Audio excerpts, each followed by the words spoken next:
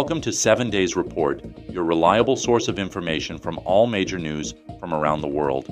I'm your host, Vasilios Nikolaos Vitsilogiannis, and I'm happy to have you here with us this evening. Every weekend at 12 p.m. and 9 p.m., we bring you the latest headlines, in-depth analysis, and insightful commentary on the stories that matter most. Whether you're tuning in for a recap of the week or looking for a deeper understanding of global events, we've got you covered. Let's start with our first news. U.S. equities tumbled sharply in late March as investors braced for President Donald Trump's April 2nd, Liberation Day, when new tariffs targeting foreign goods, including a 25% levy on non-U.S. made cars, are set to take effect. The S&P 500 fell 6.3% in March, while the Dow Jones Industrial Average and Nasdaq Composite dropped 5.2% and 8.1% respectively, marking their worst monthly performances in years. Markets reacted to Trump's aggressive trade stance, with futures tied to the Dow, S&P 500, and Nasdaq 100 sliding 0.49%, 0.71%, and 1.25% respectively on March 31st. Economists warned that retaliatory measures from trading partners could exacerbate inflation and limit the Federal Reserve's ability to cut interest rates, raising recession risks to 35 to 40%. J.P. Morgan's Bruce Kasman noted that aggressive U.S. policies are eroding business and consumer confidence. A University of Michigan survey revealed 2/3 of Americans expect worsening unemployment, the highest level since 2009. Meanwhile, inflation data exceeded forecasts, complicating the Fed's path forward. Major tech stocks like Apple and Microsoft, which had surged on AI optimism, led declines as investors questioned their valuations amid slowing growth. Retailers and travel-related companies suffered disproportionately. Lululemon plunged 14.2% despite strong earnings, while Delta Airlines and Domino's Pizza fell 5% each. Utility stocks like American Water Works bucked the trend, rising 2.2% as investors sought stability. Asian markets mirrored U.S. declines, with Japan's Nikkei plummeting 39% and South Korea's Kospi dropping 2%. Thailand's ESET index fell 0.9% after a Myanmar earthquake disrupted regional trade. As April 2nd approaches, markets await Trump's tariff specifics and Friday's March jobs report, which could further clarify recession risks. Analysts caution that prolonged uncertainty may deepen stagflation fears, testing policymakers' ability to balance growth and inflation. In a significant escalation of its military campaign, Israel announced plans to expand its operation in the Gaza Strip, aiming to seize large areas of the territory. This move, as outlined by Israeli Defense Minister Israel Katz, involves integrating the captured land into Israel's security zones. The operation will also require a mass evacuation of Palestinians from conflict zones, with residents in the southern Rafah region already instructed to relocate northward. The expansion of military activities is part of a broader strategy to eliminate Hamas and its infrastructure in Gaza. Katz emphasized that the only way to end the conflict is for the residents of Gaza to dismantle Hamas and facilitate the return of Israeli hostages. Israel has been pushing for the release of 59 hostages still held by Hamas, a condition that has been central to its military actions. The humanitarian situation in Gaza has deteriorated significantly, with all local bakeries shutting down due to a prolonged blockade that has prevented aid deliveries since early March. The United Nations has reduced its operations in the area following the deaths of several humanitarian workers. This escalation comes after a brief period of relative calm following a U.S.-sponsored ceasefire in January. However, negotiations to revive the truce have stalled, with both sides unable to agree on terms. Israel's Prime Minister Benjamin Netanyahu has outlined conditions for a settlement that include the disarmament of Hamas and full Israeli security oversight in Gaza, proposals that are unlikely to be accepted by Hamas.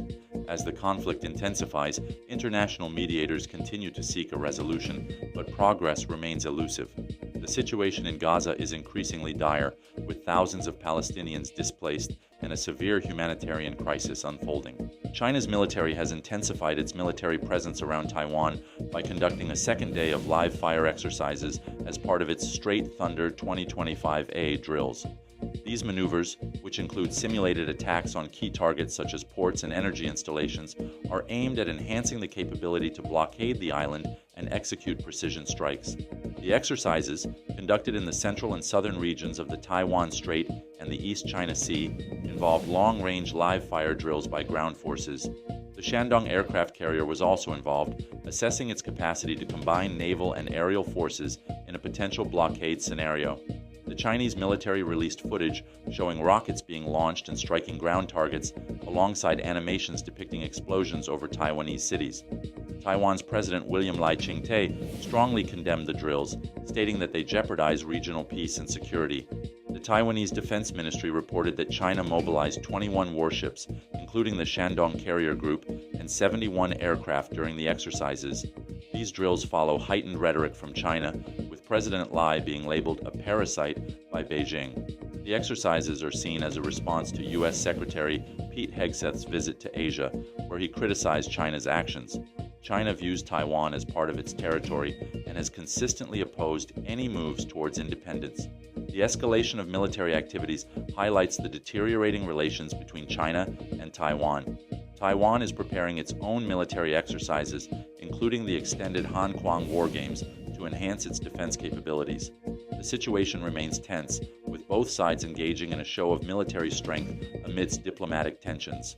Kirill Dmitriev, a senior Russian official and head of the country's sovereign wealth fund, has traveled to Washington for high-level discussions with U.S. Special Envoy Steve Witkoff.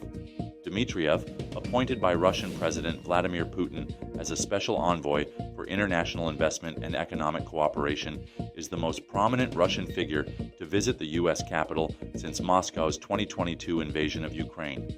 The talks, which began Wednesday, are aimed at improving U.S.-Russia relations and advancing negotiations to resolve the ongoing conflict in Ukraine. Dmitriev's visit comes amid growing tensions, with U.S. President Donald Trump recently expressing frustration over what he perceives as Moscow's reluctance to move forward on a broader peace deal. Trump has even hinted at imposing secondary sanctions on Russian oil buyers if progress stalls further. Dmitriev's temporary sanctions waiver for this visit underscores the significance of these discussions. Both sides are reportedly exploring potential joint projects, including rare earth metals development and Arctic trade routes, as part of broader economic cooperation efforts. Dmitriev has emphasized the importance of dialogue, stating on social media that improved U.S.-Russia relations could contribute to lasting global security and peace. This diplomatic engagement aligns with Trump's broader strategy to repair strained ties with Moscow while pushing for a ceasefire in Ukraine by Easter, April 20th. However, skepticism remains high among European allies and Ukrainian officials, who question Russia's commitment to genuine peace efforts. The outcome of Dmitriev's talks with Witkoff could set the tone for an anticipated meeting between Trump and Putin in the coming weeks. As both nations navigate entrenched geopolitical challenges, these discussions mark a pivotal moment in their complex relationship. Nearly a week after the devastating 7.7 magnitude earthquake struck central Myanmar, the town of Sagaing, at the epicenter, remains gripped by unimaginable tragedy. The stench of decomposing bodies hangs heavy in the air as rescue efforts struggle against overwhelming odds. With 80% of the city reduced to rubble, survivors face dire conditions amid sweltering heat and ongoing aftershocks. The earthquake, Myanmar's deadliest in over a century, has claimed over 3,145 lives and left thousands injured. In Sagaing alone, nearly 700 fatalities have been reported, with countless others still trapped beneath collapsed structures. The destruction has been compounded by damaged bridges and roads, severely hampering rescue operations and delaying the arrival of aid. Local rescuers, equipped with little more than their bare hands, have worked tirelessly to recover bodies and search for survivors. Kaya Min, a volunteer rescuer, described the harrowing scenes. "We recovered numerous bodies, some missing heads or limbs. It has been unimaginably horrific. Mass graves have been dug to bury the dead, but space is running out, forcing many bodies to be sent to Mandalay for cremation. Food, water, and medical supplies exacerbate the humanitarian crisis. Thousands are sleeping outdoors on mats or soccer fields, exposed to mosquitoes and heat exceeding 100 degrees Celsius, 37 degrees Celsius. Communication remains disrupted in many areas, further complicating relief efforts. International aid has started trickling in after Myanmar's military junta made an unusual request for assistance. Teams from Malaysia and China have arrived, while nations like Russia and India pledge support. However, much of Sagaing remains isolated due to destroyed infrastructure and ongoing interference from military forces. As survivors endure unimaginable hardship, the smell of death serves as a grim reminder of lives lost and the urgent need for global solidarity in Myanmar's darkest hour.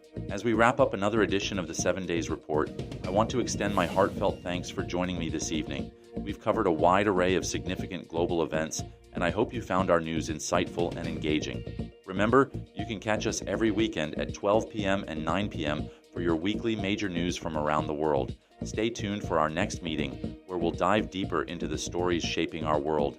Until then, take care and keep informed. This is Vasilios Nikolaos Vitzilogiannis signing off. Goodbye.